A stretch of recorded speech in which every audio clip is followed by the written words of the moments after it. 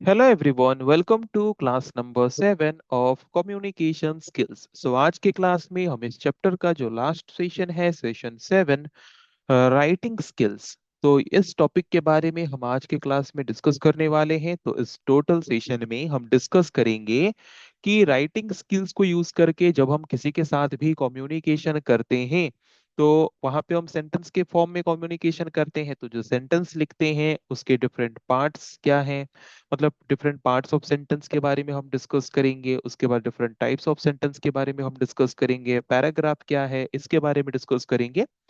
तो शुरू करते हैं डिस्कशन। और सबसे पहला टॉपिक जो है डिस्कशन का वो है parts of a sentence. So, we all know that almost all English sentences have a subject and a verb, while some also have an object. Okay, जैसे कि हम जानते हैं इंग्लिश लैंग्वेज यूज करके अगर हम सेंटेंस बनाते हैं तो वहां पे almost most of the sentences में सब्जेक्ट एंड वर्ब होता ही है। और ऐसे कुछ सेंटेंसेस होते हैं जिसमें ऑब्जेक्ट्स भी होते हैं। ओके, तो मेनली हमने देखा कि जब भी हम कोई सेंटेंस क्रिएट करते हैं, कोई भी सेंटेंस लिखते हैं, तो वहां पे तीन मेन चीजें होते हैं, वो है सब्जेक्ट, वर्ब एंड ऑब्जेक्ट। तो ये सब्जेक्ट, वर्ब एंड ऑब्जेक्ट होता क्या है, अभी हम ये डिस्कस करेंगे। तो सब्जेक्ट क्या होता है, किसको हम सब्जेक्ट बोलेंगे? The person or thing that performs an action. उस सेंटेंस में द पर्सन, जो भी पर्सन होगा या फिर जो थिंग होगा, जो एक्शन को परफॉर्म कर रहा होगा उसको हम बोलेंगे subject. And whatever action that subject will perform, that will be represented by a word that is known as verb. Okay, जो भी एक्शन सब्जेक्ट परफॉर्म करेगा उस एक्शन को हम जिस वर्ड के द्वारा रिप्रेजेंट करते होंगे उस वर्ड को हम क्या बोलेंगे? Verb. And the person or thing that receives the action, जिसके ऊपर एक्शन परफॉर्म हो रहा होगा, जो उस एक्शन को रिसीव कर रहा होगा या फिर जिसके ऊपर वो एक्शन हम परफॉर्म कर रहे होंगे एज ए सब्जेक्ट, जिसके ऊपर वो एक्शन परफॉर्म हो रहा होगा उसको हम क्या बोलेंगे? उसको हम बोलेंगे object. Okay, so I hope सबका अभी क्लियर हो गया होगा कि सब्जेक्ट क्या है, वर्ब क्या है एंड ऑब्जेक्ट क्या है। The person or thing that performs action is known as subject. The person or thing that receives the action is known as object. The word that describes the action is known as verb. Okay, तो subject, verb, object क्या है, I think सबका clear हो चुका होगा। तो अभी हम एक एग्जांपल लेते हैं वहां से और इजीली थोड़ा समझने के लिए। जैसे कि जो एक्शन परफॉर्म कर रहा है, इस सेंटेंस को पहले पढ़ते हैं। Sonia drives car. तो यहाँ पे एक्शन परफॉर्म कौन कर रहा है? सोनिया। तो सोनिया सब्जेक्ट है। तो क्या एक्शन परफॉर्म कर रहा है? ड्राइव कर रहा है। तो जो वर्ड एक्शन को ड्राइव मतलब डिस्क्राइब करे वो क्या होता है? वर्ब। और ये एक्शन रिसीव कौन कर रहा है, मतलब सोनिया एक्शन किसके ऊपर परफॉर्म कर रहा है? कार। सो जो एक्शन को रिसीव करे, मतलब जिसके ऊपर एक्शन परफॉर्म किया जाए, वो होता है ऑब्जेक्ट। ओके, तो यहाँ पे गलती से ये सब्जेक्ट लिखा गया है, ये सब्जेक्ट नहीं है। ये क्या होगा? ये है object. Okay, this is not subject, this is object. Okay, जो एक्शन परफॉर्म कर रहा है वो है सब्जेक्ट, जिसके ऊपर एक्शन परफॉर्म हो रहा है जैसे कि कार, वो है ऑब्जेक्ट। एंड जो एक्शन परफॉर्म हो रहा है वो है verb. Okay, I hope clear हो गया होगा सबका। ऐसे और कुछ एग्जांपल्स हम देख लेते हैं ताकि हमें सब्जेक्ट, वर्ब एंड ऑब्जेक्ट में थोड़ा क्लैरिटी आ जाए। जैसे कि यहाँ पे एक सेंटेंस लिखा गया है, he swam in the lake. Okay, तो एक्शन कौन परफॉर्म कर रहा है? ही। तो यहाँ पे सब्जेक्ट कौन होगा? ही। क्या एक्शन परफॉर्म कर रहा है? स्वैम। तो स्वैम यहाँ पे वर्ब होगा। एक्शन कहाँ पे परफॉर्म हो रहा है या फिर एक्शन कौन रिसीव कर रहा है? लेक। तो लेक यहाँ पे ऑब्जेक्ट होगा। वैसे ही और एक सेंटेंस देखते हैं, सी रोड द बाईसाइकिल। तो एक्शन कौन परफॉर्म कर रहा है? सी। तो सी यहाँ पे सब्जेक्ट है। क्या एक्शन परफॉर्म हो रहा है? रोड। तो रोड यहाँ पे वर्ब है। किसके ऊपर एक्शन परफॉर्म हो रहा है, मतलब वो एक्शन जो परफॉर्म कर रही है किसके ऊपर कर रही है? बाईसाइकिल। तो बाईसाइकिल यहाँ पे ऑब्जेक्ट है। ओके, देन और एक सेंटेंस देखते हैं, ही थ्रू द बॉल। तो एक्शन कौन परफॉर्म कर रहा है? ही। तो ही सब्जेक्ट है। क्या एक्शन परफॉर्म हो रहा है? Through. Through is the verb. किसके ऊपर एक्शन परफॉर्म हो रहा है, मतलब किसको थ्रो किया जा रहा है?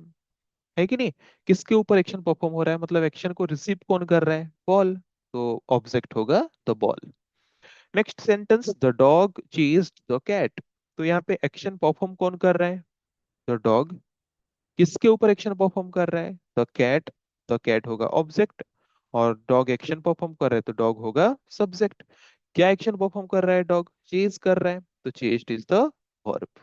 ओके, सो आई होप सबका क्लियर हो चुका होगा कि एक सेंटेंस जब हम लिखते हैं तो सेंटेंस के जो डिफरेंट पार्ट्स होते हैं, सब्जेक्ट, वर्ब एंड ऑब्जेक्ट, वो हमें कैसे आइडेंटिफाई करना है। ओके, अभी हम डिस्कस करेंगे कि ये जो सेंटेंस में ऑब्जेक्ट होते हैं उसके डिफरेंट टाइप्स के बारे में डिस्कस करेंगे। सो different types of object. So object in a sentence can be either direct or indirect. तो ऑब्जेक्ट कितने तरह के होते हैं, ऑब्जेक्ट दो तरह के होते हैं, या तो डायरेक्ट ऑब्जेक्ट हो सकता है या तो इनडायरेक्ट ऑब्जेक्ट हो सकता है। तो कैसे पता करें कि कौन सा ऑब्जेक्ट सेंटेंस में डायरेक्ट ऑब्जेक्ट है और कौन सा ऑब्जेक्ट सेंटेंस में इनडायरेक्ट ऑब्जेक्ट है।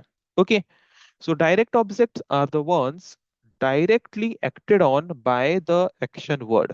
Okay, मतलब verb के तुरंत बाद ही अगर हम यूज करते हैं मतलब कोई कोई भी नाउन को, देन वहां पे उस तरह के ऑब्जेक्ट को हम क्या बोलेंगे, उस तरह के ऑब्जेक्ट को हम बोलेंगे डायरेक्ट ऑब्जेक्ट। मतलब सिंपल तरीके से अगर हम बोलेंगे तो जो ऑब्जेक्ट डायरेक्टली एक्शन वर्ड, मतलब डायरेक्टली वर्ब के बाद अगर हम कोई ऑब्जेक्ट यूज करते हैं, then that object will be known as direct object. और एक सिंपल तरीका भी है कि डायरेक्ट ऑब्जेक्ट को कैसे आइडेंटिफाई करोगे। एक सिंपल तरीका तो हमने यहाँ पे क्लियरली कर लिया कि वर्ब के तुरंत बाद ही अगर कोई ऑब्जेक्ट यूज हो रहा है, then simply we can directly say that वहां पे वो ऑब्जेक्ट जो है वो डायरेक्ट ऑब्जेक्ट है। और एक तरीके से भी हम क्लियरिटी कर सकते हैं कि डायरेक्ट ऑब्जेक्ट है या इनडायरेक्ट ऑब्जेक्ट है। तो अगर हम क्वेश्चन पूछते हैं, ओके, मतलब डायरेक्ट ऑब्जेक्ट जो है वो हमें आंसर के फॉर्म में चाहिए, तो उसके लिए जो क्वेश्चन हम क्रिएट करेंगे वो क्वेश्चन अगर व्हाट वाला क्वेश्चन होता है, और व्हाट वाला क्वेश्चन में अगर डायरेक्ट मतलब ऑब्जेक्ट का आंसर आता है, देन उस तरह के ऑब्जेक्ट को हम बोलेंगे डायरेक्ट ऑब्जेक्ट। ओके, जैसे कि एग्जांपल हम एक ले लेते हैं, अ, एक एग्जांपल ये ऊपर वाला ले लेते हैं। ओके, ही, यहाँ पे क्या लेते हैं, she rode the bicycle. Okay, so question क्या होगा, what she rode. Okay, what she rode. तो वहां पे व्हाट में अगर ऑब्जेक्ट का आंसर आता है तो वहां पे उस तरह के ऑब्जेक्ट को हम क्या बोलेंगे, उस तरह के ऑब्जेक्ट को हम बोलेंगे direct object. Okay, I hope clear हो गया होगा कैसे आइडेंटिफाई करोगे डायरेक्ट ऑब्जेक्ट। वर्ब के बाद डायरेक्टली वर्ब के तुरंत बाद ही अगर ऑब्जेक्ट यूज होता है तो वो डायरेक्ट ऑब्जेक्ट है। और अगर एक ऑब्जेक्ट एक आंसर के फॉर्म में व्हाट वाले क्वेश्चन में आता है, देन वहां पे उस तरह के ऑब्जेक्ट को भी हम बोलेंगे डायरेक्ट ऑब्जेक्ट। और इनडायरेक्ट ऑब्जेक्ट किसको बोलेंगे, an indirect object answers the questions such as to whom or for whom। अगर एक ऑब्जेक्ट का आंसर जो है, मतलब एक ऑब्जेक्ट अगर आंसर के फॉर्म में किस तरह के क्वेश्चंस का आता है, टू होम या फिर फॉर होम वाले क्वेश्चन के आंसर्स में के फॉर्म में अगर एक ऑब्जेक्ट आता है, तो उस तरह के ऑब्जेक्ट को हम क्या बोलेंगे, इनडायरेक्ट ऑब्जेक्ट। ओके, जैसे कि यहाँ पे हम देख सकते हैं, Abdul gave a gift to his mother.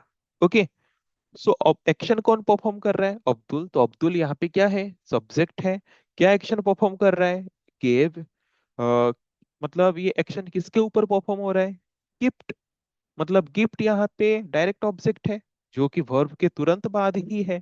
Okay, या फिर व्हाट वाला क्वेश्चन कर लो, व्हाट अब्दुल गेव। ओके, तो व्हाट में क्या आंसर आएगा, अब्दुल गेव गिफ्ट। तो यहाँ पे व्हाट के फॉर्म में अगर ऑब्जेक्ट का आंसर आ रहा है या फिर तुरंत वर्ब के बाद ही अगर कोई ऑब्जेक्ट है, देन उस ऑब्जेक्ट को हम क्या बोलेंगे, direct object.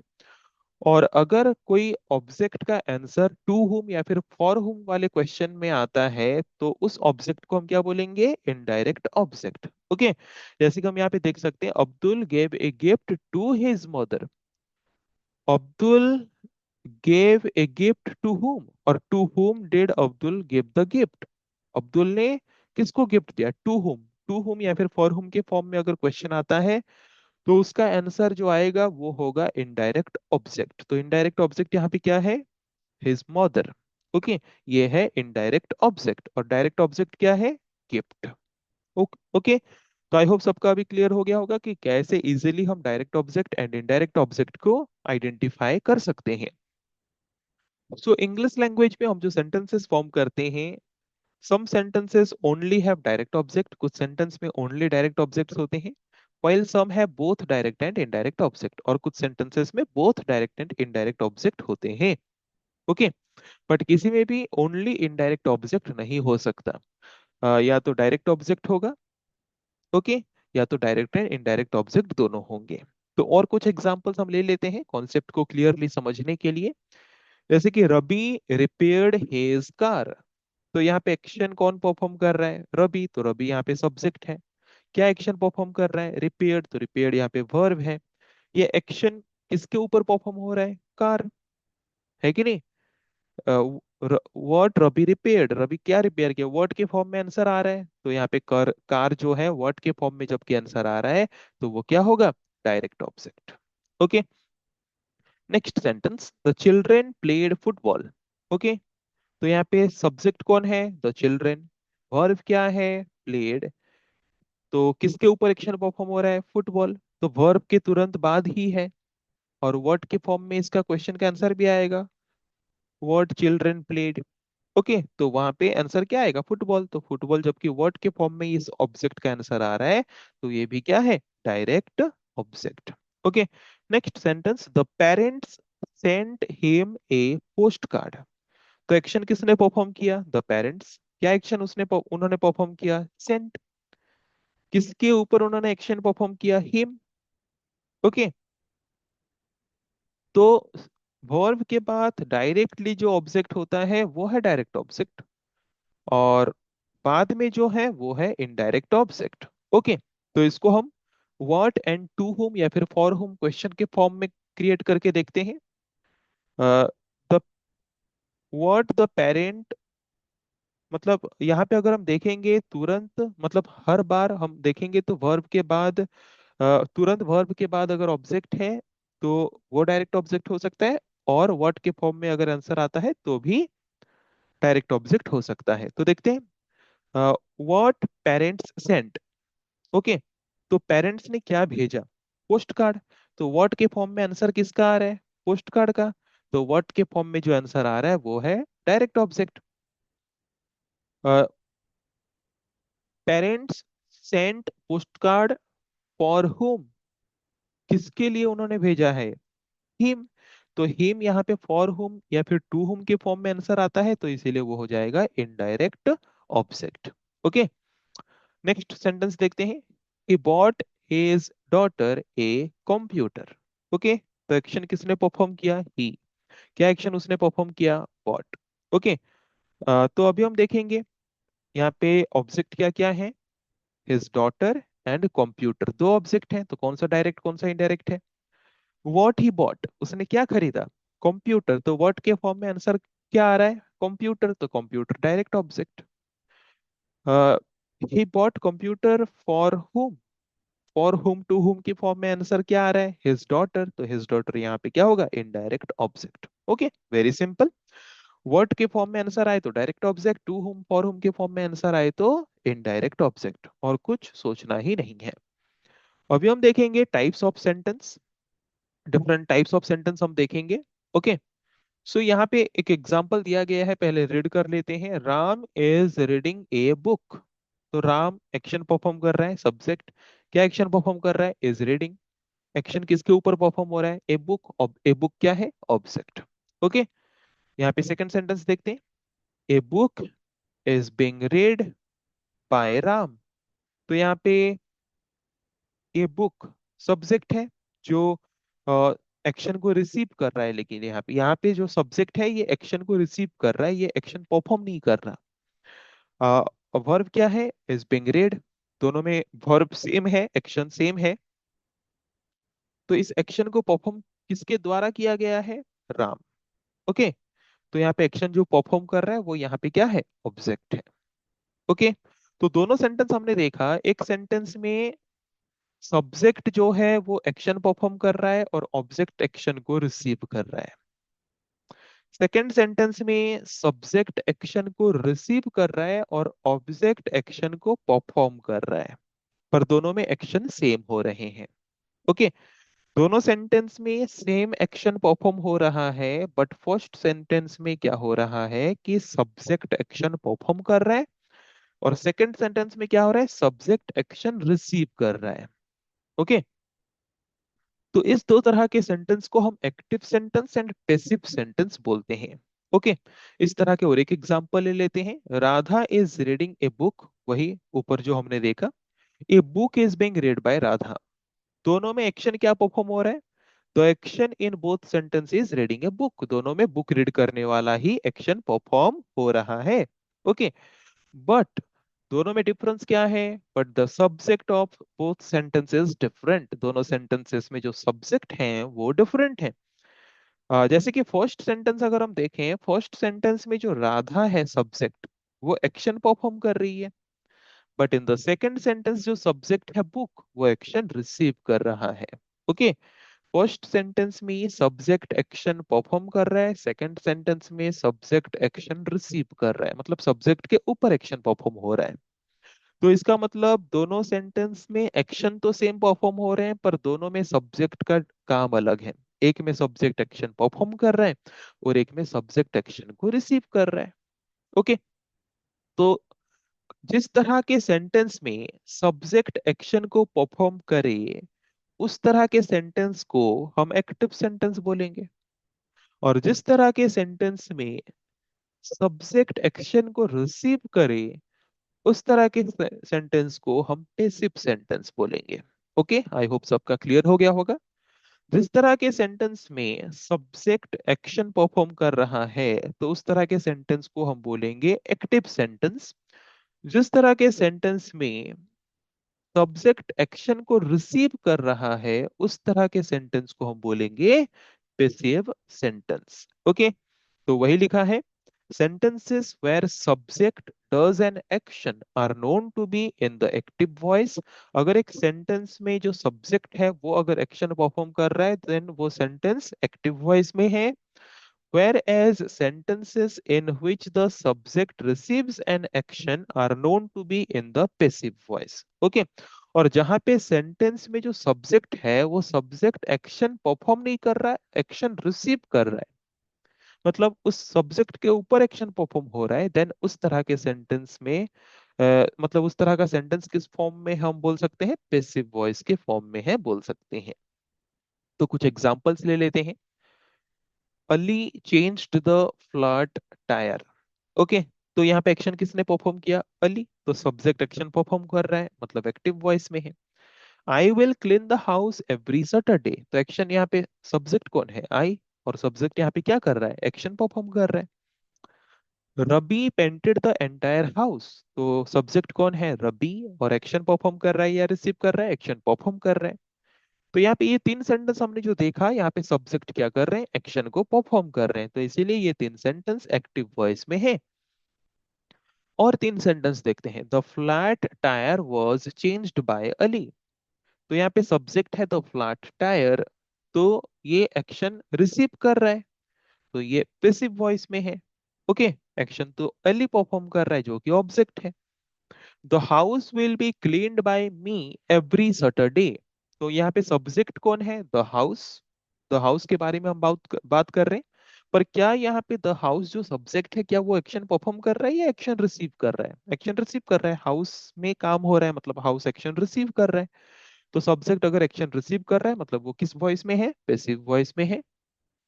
Then the entire house was painted by Rabi.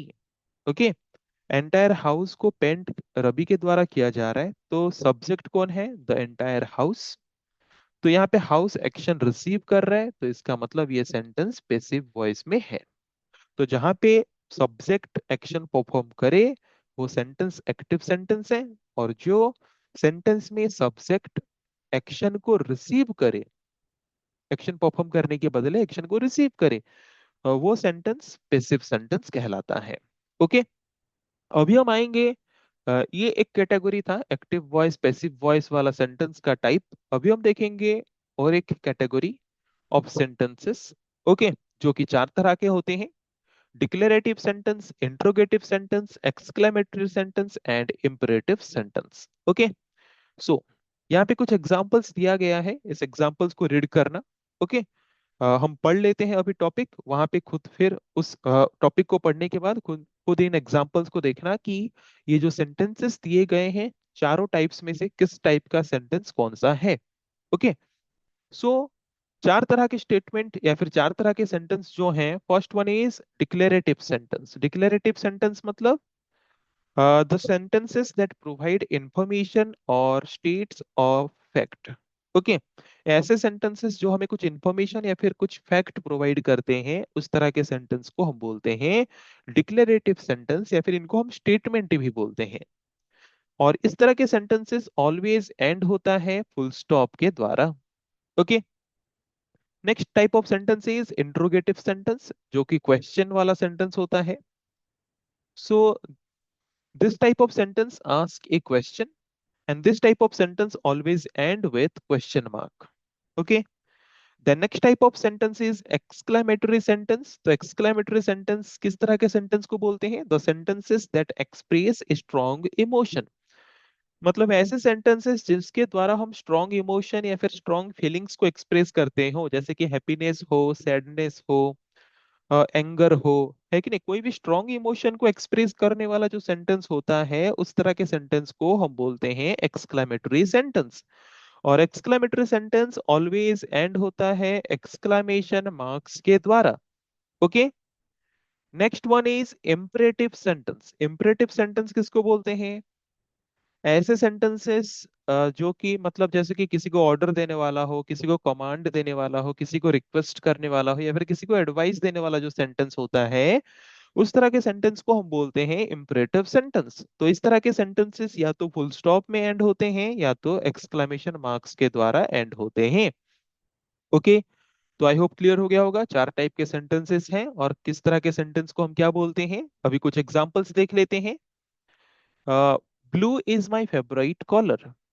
Okay, तो ये सेंटेंस जो है ये फुल स्टॉप में एंड होगा, यहाँ पे फुल स्टॉप बाय मिस्टेकली छूट गया है।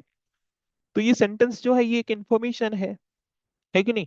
तो इस तरह के सेंटेंस को हम क्या बोल सकते हैं? इस तरह के सेंटेंस को हम बोल सकते हैं डिक्लेरेटिव सेंटेंस।